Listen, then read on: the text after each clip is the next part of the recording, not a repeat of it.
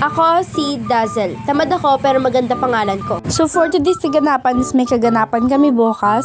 Oo, yes. Nag-aya yung mga family namin na mag-swimming sa Lingayen Beach, Pangasinan. And that time nga is sinaayos na nila yung gagamiting jar. And yung babae na yan nakahiga pa.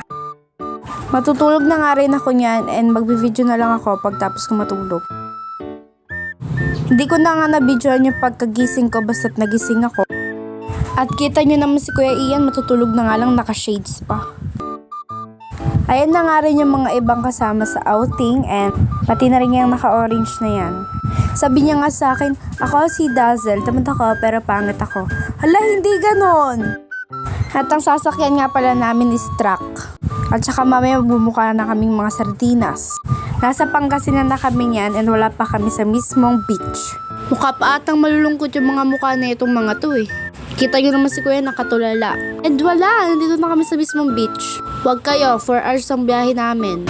At hindi ako na-inform na malakas pala yung aron dito. Nung pagkadating nga namin is kumain agad kami kasi nakakagutom. 4 hours ba naman yung biyahe, hindi pa kami nag-almusal. At pagkatapos nga namin kumain is nag-picture-picture muna kami ng cousin namin. And pagkatapos namin mag-picture is napahinga muna kami. At saka mamaya magsiswimming na rin kami yan. Hala ba yung paa mo? Parang ano dyan? Dumi-dumi. Dumi-dumi ng paa ha? Ngayon na nga lang kami nakapag-beach and super saya. And super dami ring tao dito. Humiga na rin kami ng kasing ko dito kasi nga nakakapagod.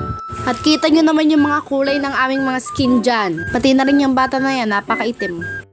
Napaka-press ko nga tumambay dito sa cottage na to habang pinagmamasdan yung mga agos.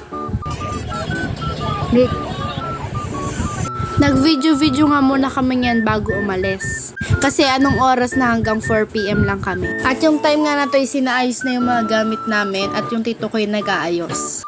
Abay, kanina ang sasaya natin nung papunta pa lang nung pauwi na. Kita nyo naman ang mga mukha ng mga person. Hala, bakit may paa dyan?